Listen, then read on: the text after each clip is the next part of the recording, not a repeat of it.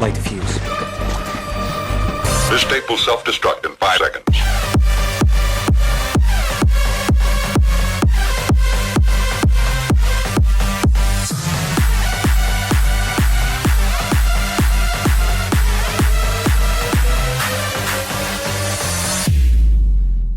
Welcome in to Thrill Me Impossible 2. This time we're thrilling you harder with a special new co-host. I can't wait to get into that. Let me do an overall of the show and then we'll bring her on. First time ever doing this.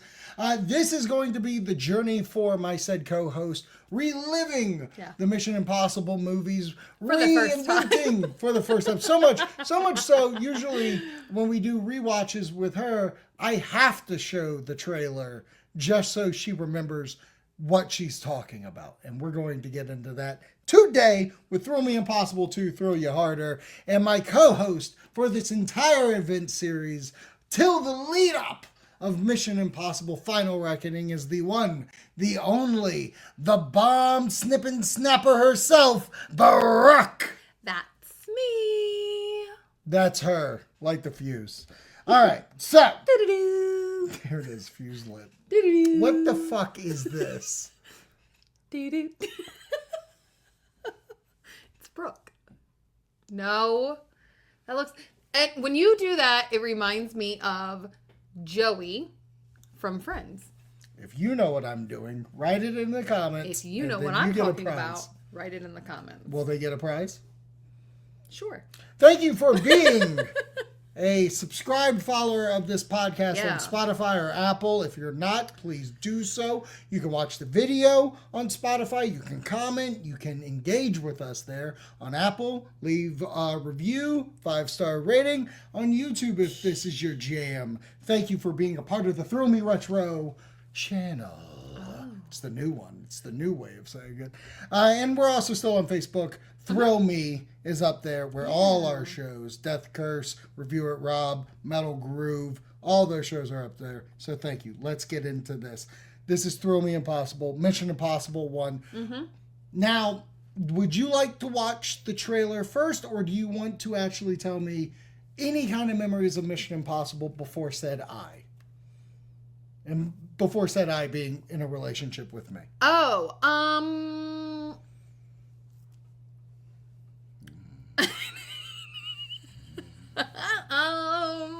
My fingers moving towards the shared video.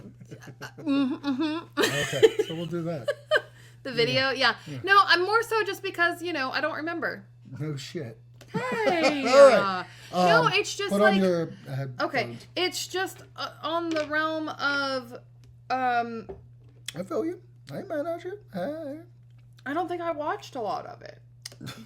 Like back in the day or this viewing? No, back in the day. Like, I when we rewatched it, it was obviously a rewatch for me. Right. But I think it was from when we started dating. I mean, we've been dating for, not dating, but we were married. But we've been together for a while. All right, we're going to watch this trailer and then we're going to get into her apparent retro non-existent self. I will retro it. Sure. Good morning, Mr. Phelps. Can you hear it? This is your mission should you choose to accept it. You can't? Should you or any member of your IM force be caught or killed, the Secretary will disavow all knowledge of your actions. Ethan Hunt will be your point man, as usual. Good luck, Jim. Oh, yeah, it's on that. It's not on that side.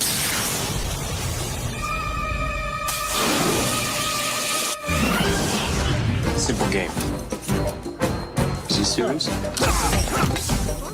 Always. It's much worse than you think. We're being fucking thing. Okay, well then.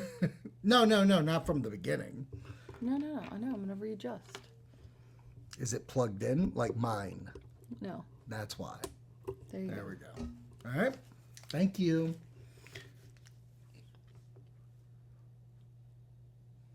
Yep. All right. So we're going to play the trailer.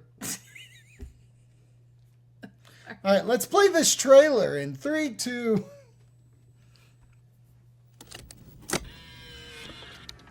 Good morning, Mr. Phelps. Hello, Mr. Phelps. This is your mission should you choose to accept it. Should what a- you or any member of your IM force be caught or killed, the Secretary will disavow all knowledge of your The actions. sound design. Ethan Hunt will be your point man, as usual. Good luck, Jim.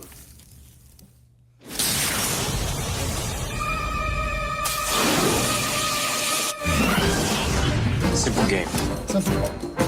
Is he serious? Always. Always. It's much worse than you think. What a movie. I couldn't We're being imagine ambushed. being Abort, that's an order. like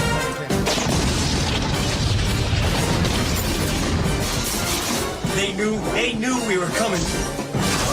Do you read me? I don't care how he did it. I want to know why he did it. You're worried about me. Why you survived. I'm sure we can find something I have that you need. No one sent me. These guys are trained to be ghosts. Let's not waste time chasing after him. Let's make him come to us. Find something that's personally important to him and you squeeze. Right.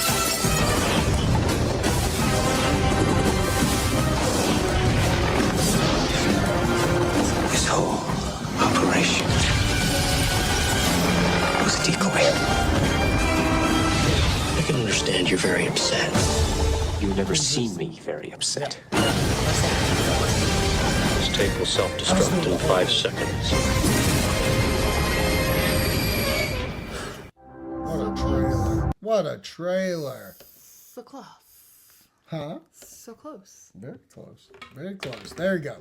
So, that's the trailer for Mission Impossible. What I really love about the trailer is I don't feel like it gave away too much. It really did divert actual lines from being said, so it didn't give too much away. No. It makes me wonder because, like, you know, people talk about the fact that, like, the Marvel movies do that nowadays and acting as if that was something new. Right. In a sense of, like making you think it's one way, but it's really another. And I feel like that's obviously what this movie did because the story that you are perceiving in the trailer is not the story that you get. True. So the questions I have for you. Okay, Since real quick. Real quick, 'cause, you know, I love throwing you off. No when did this shit. movie come out? 1996. Okay, because I was going to say it looks like it's from the 90s. Yes, it is. I mean, like, you're talking about a reason why of doing this series anyways is because you're talking about a franchise that even was before this movie. Like, it was a 1960s, 70s show, even got rebooted in the 80s to another Mission Impossible show, then finally coming into this. Like, this thing's had so many series, it's ridiculous. But for you, I'm kind of wondering where it's set with you, if you even remember remotely. Yeah, no. I did. There was like this aspect of that it had like this suspenseful, like while watching it, your heart definitely races, but you find the characters very endearing. Right. So for me, this was something that it did have that level of like, oh, okay. Right. This is fun. I like this. But so I'm guessing I don't even know how old you were in that age, like that time. Like 10. 10. So really marketing and anything like that would have meant nothing. No. So your first time really experiencing this is with me. Yeah. That's said your, that. I that's literally your call. said Didn't this. hear that. Jinx. Jinx. What? No way. way. Mexican. Rum. Starbucks. Batman. Yes. Because I did not realize that it was like, I thought it was like kind of like the first of its kind. I didn't realize that it was like previous before that. Right. So for me, my question is the music, was that the first for this? No, Or the Mission that beat? Impossible theme is the Mission Impossible theme. That's always been there. That's always been there. Yeah, like this is, I believe the first movie was Danny Elfman doing it, which I give Danny Elfman mad props. Yeah. because he didn't do his own style. Like Danny Elfman's style is like Tim Burton movies, like you know, that crazy like spooky, this crazy spooky music. Where I feel he kept right on track with that, and it's funny that you said like you don't remember or like you didn't know I this didn't have was any a thing recollection. before. Yeah. This movie has a mix kind of like love and hate. Oh. Because of that? So the spoilers, if you haven't seen Mission Impossible, which you haven't and you're watching this, that's ridiculous. That's weird. Exactly. That you'd be watching spoilers for the character of Jim Phelps is the star of the TV show. Oh. So the twist in the movie is that Jim Phelps is the bad guy.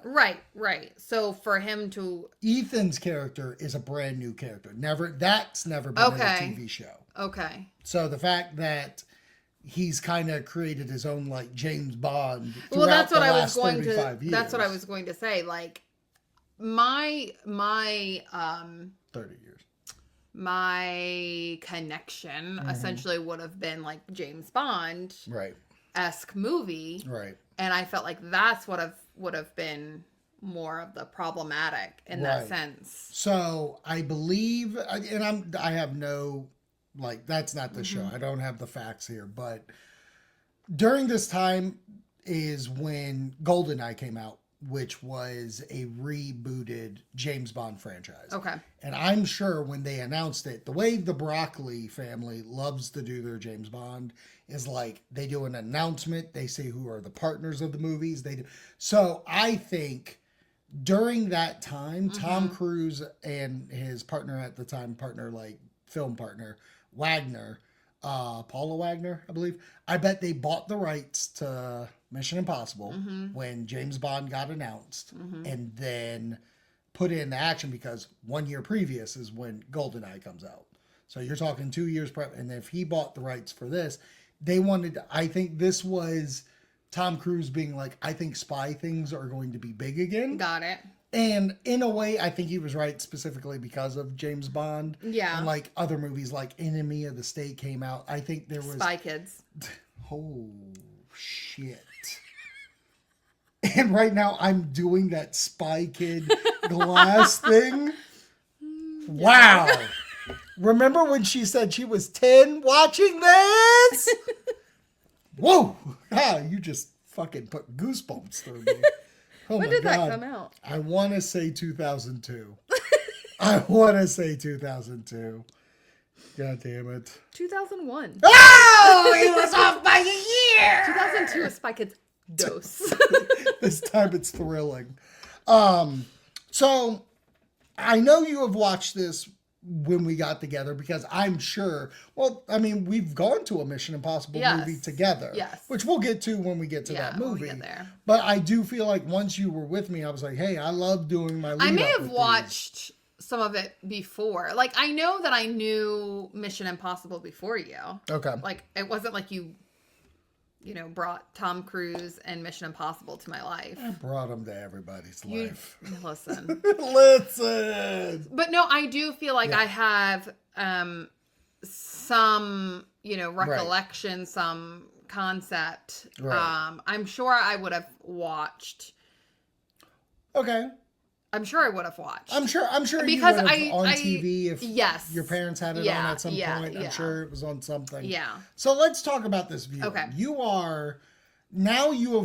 watched them all. Yes. You've seen the evolution. Multiple times. Right. You've seen the evolution of the property itself. So going back to this first one, do you watch it and I'm even going to try to answer this. Is like, do you watch it in a nostalgic feel of like, God damn, like the fact that this is how it started, where it's not very action. Like there is action set pieces. Yeah. Even the ending is very actiony. Yeah. But when you go from that to where the franchise is now, is it weird seeing the evolution of where it came from? And I think that in all honesty, when I went back, or when we, rewatched this one, I was actually kind of shocked of how much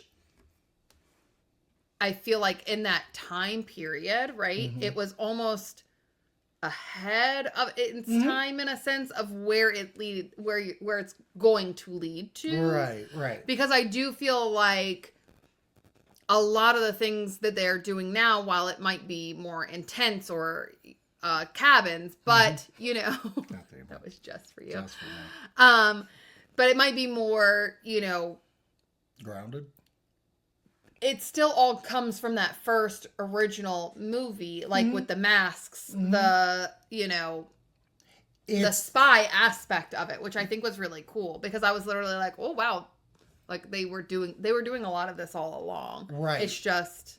So the thing that I give a lot of credit for it is its evolution, like you're saying, has been in the realm of its own world. Right. I look at something like Fast and the Furious.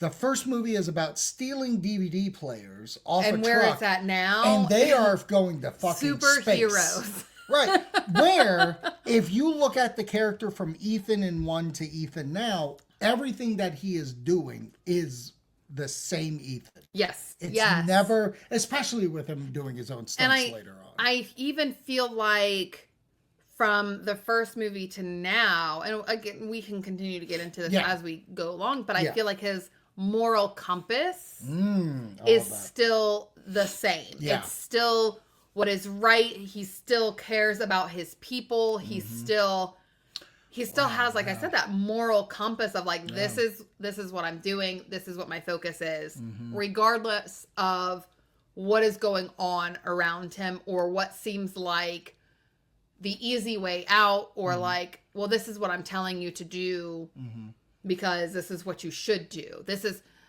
You're going to find that this is all crazy and this is, you're not going to, you know, this is the route that you want to go. And it's still like, no, that's still wrong. Right. So for me, I love the fact of going back to see in that first movie that it's like, oh man, he has had that moral compass and his love for people has always been there. It's like, no, we're a team. Right. And he's like that from the beginning. His love of his team, especially because in this movie, his team is destroyed from the get. Yeah. And the way he can't deal with that, and he's been betrayed. So you're talking about a guy that he loved and trusted, that led him, betrayed him, and he still didn't give up on the human like world because you know, Ving Rhames is in this movie and is stuck around the whole time. Eventually, Benny comes in and sticks around this entire time. So there are so many elements of like he just loves and trusts and doesn't want to leave a man behind, because what I love is that in Mission Impossible TV show, which was a crux of a lot of episodes, is, and they say it in the tape, it's like if you or your teammates are captured or whatever, we'll disavow that we know you. So a lot of episodes are like, well, they're doing a mission, they get caught, and so the next episode is them trying to get them. So that compass of I'm not leaving someone behind has always been something like right on about. Which kind of, while we're talking about it, in my mind, kind of played into the aspect of his team that he is going to build throughout this franchise is still there and he still cares about. Yeah. So, like I said at the beginning, his team is on a mission. They're annihilated, and then he found out that what their mission was getting this knock list. Yes. And it was a decoy. But really, what? When you said necklace, I was like, the necklace? What? Yeah, the knock. My accent is so foreign. Why don't you put on that necklace, please? I'm just telling you, you can't. You know, it is what it is. Yeah. What is your favorite kind of necklace? A pearl necklace? So. Give me the necklace. Jesus. Can't wait to buy you a necklace. But I have give all you a necklace. the names.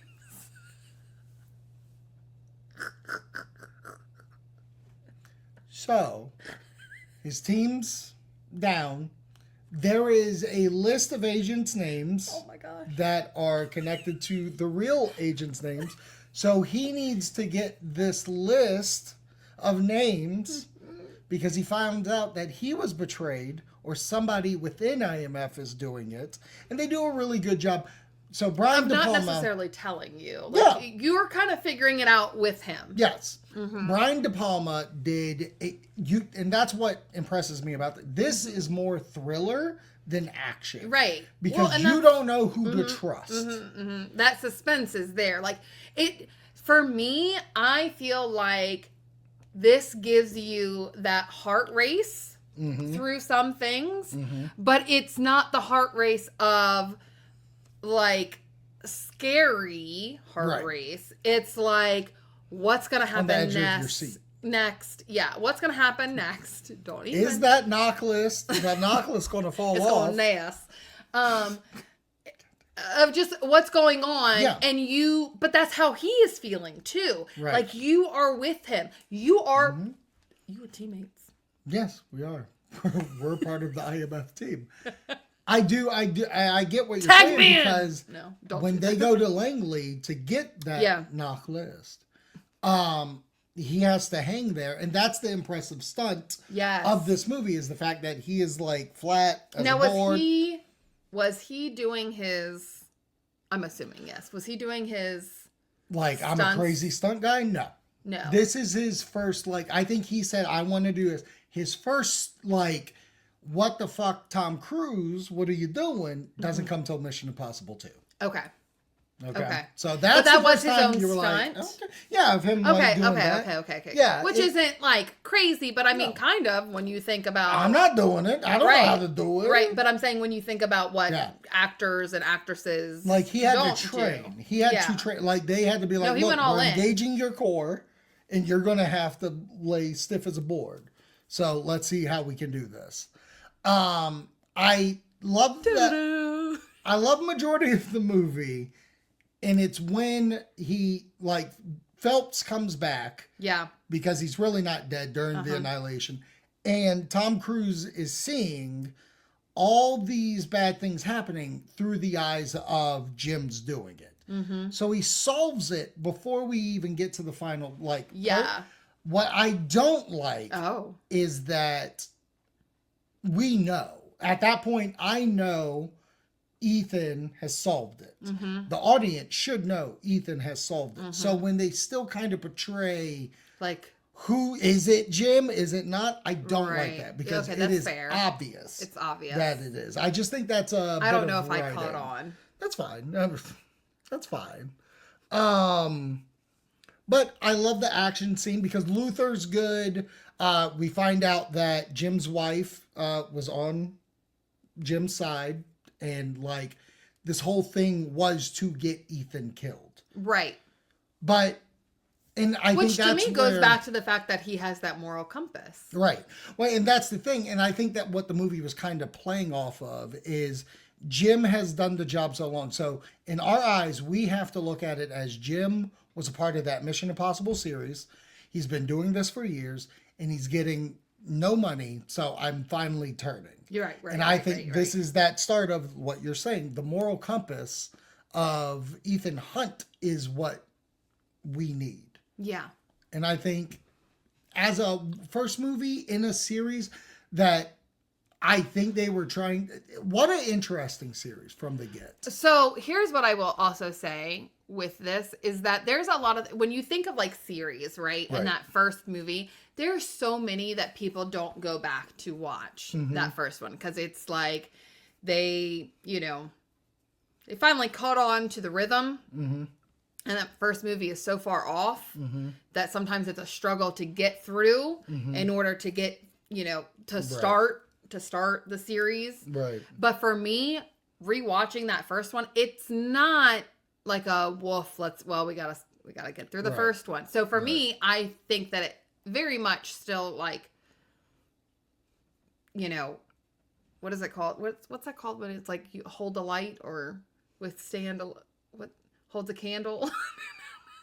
Doesn't hold a candle?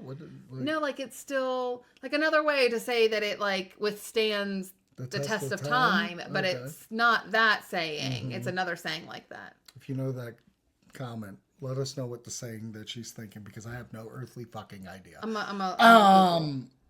What I think this movie does super well is it's very engaging with how long it's been since I've seen it, like from the beginning. And I get where you're coming from, where like some people might look at it as, did you find it? No. Okay. Where people might be like, it's so old or whatever. But I think this is one of those movies where it's like, yeah, I'm watching this. I need to watch this.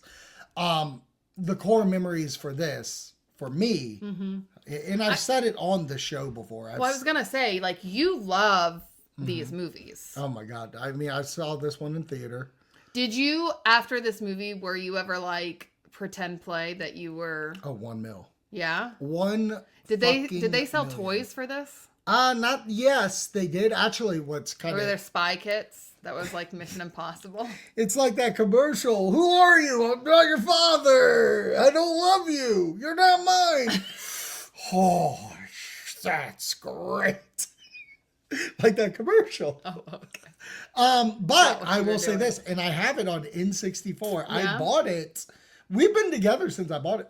There's a Mission Impossible 1 video game. Oh. And I own it. That's why I keep trying to find like things, because I want to play it and stream it on here. Oh, okay. But like I do believe there were toys, and like I said, there have been games and stuff like that. But my like play would be the like dun dun dun. Oh yeah. I mean, how could you not go around doing that? So yeah, and it's like, for me, this movie impacted a lot of my life. Of one, I saw it in theater. Two, I have like action figures. Sick.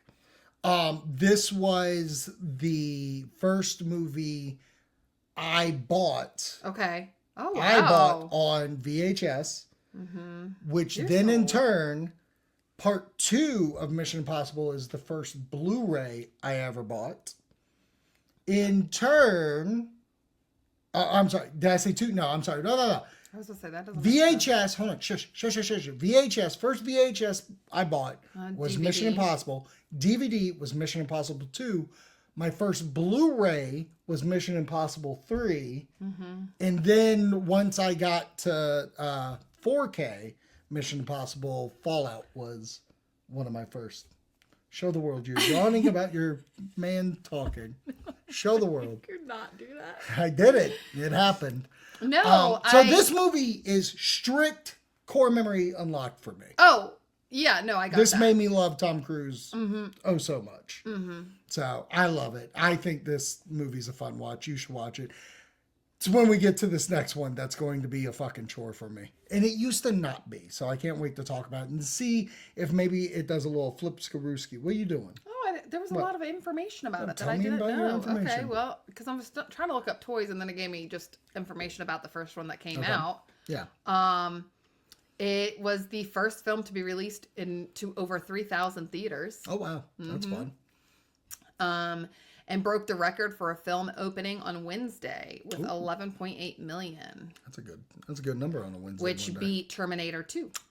Oh, wow. Like, this is the stuff that... Like, that's what it... that was the movie that held the... the previous record. Gotcha. Record. Wow, that's amazing. Yeah. Like, this was a big hit for TC. And that's what I was saying earlier of, like, I don't know if he truly meant for this to become a franchise. Shut the front door. I did not realize how old he was in this first movie. Like, I thought he was younger. I think he's like 40. 34. Yeah.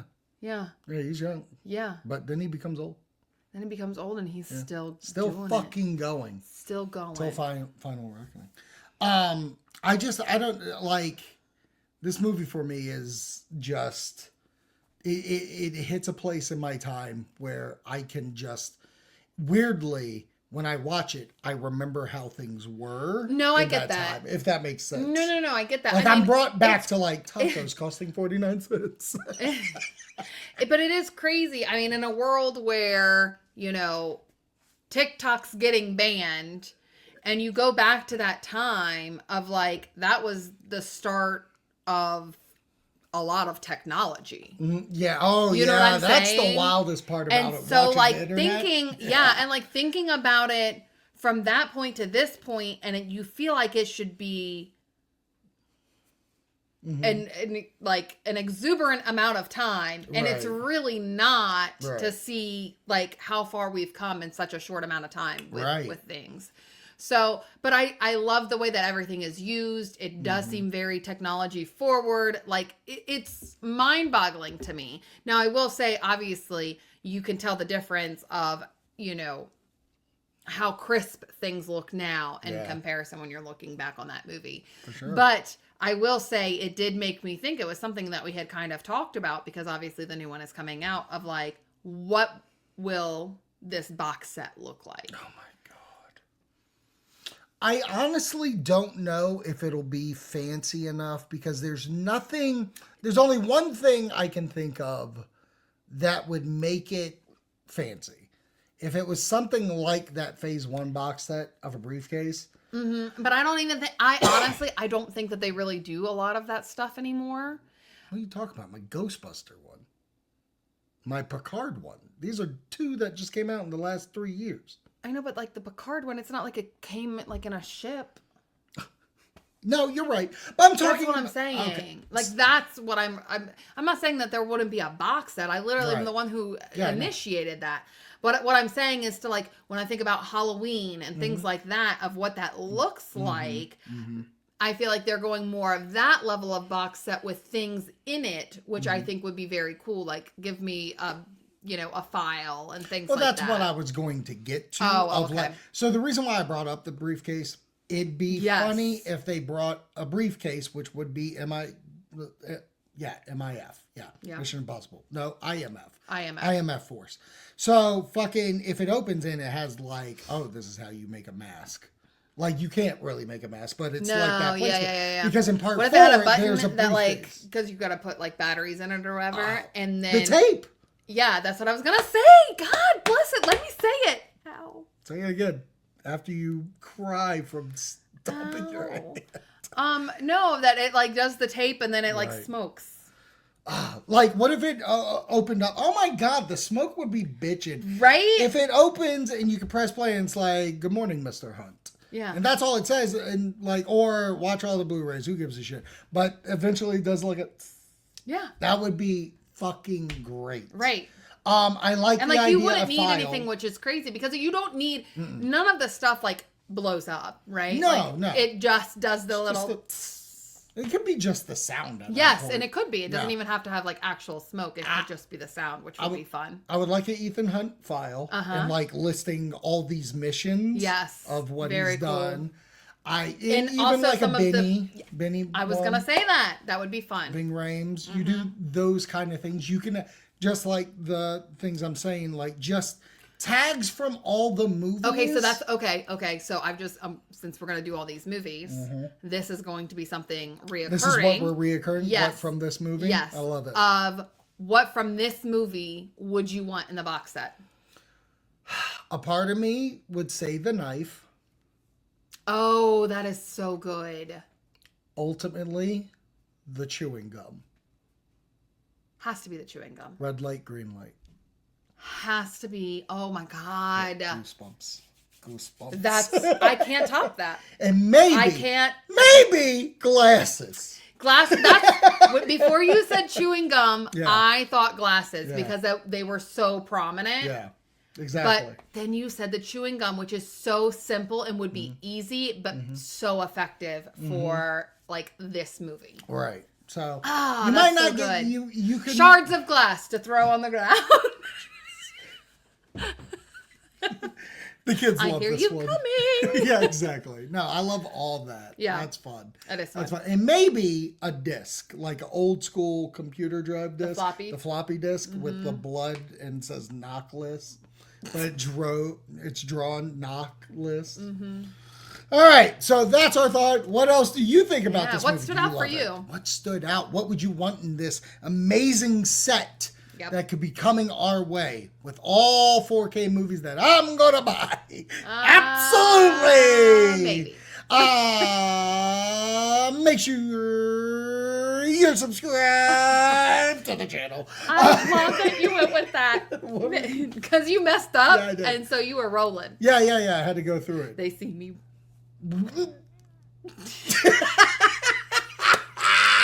right, subscribe to our channel, Thrill Me Retro channel. Yep. Go ahead to our links. We have everything. Also, we're on Spotify, we're on Apple, we're on Amazon Music, we're on everything. Brooke, thanks for joining me on Thrill Me Impossible 2. This time it's Thrilling Your. No, this was the first one. Bum, bum, bum, bum, bum, bum, bum, bum.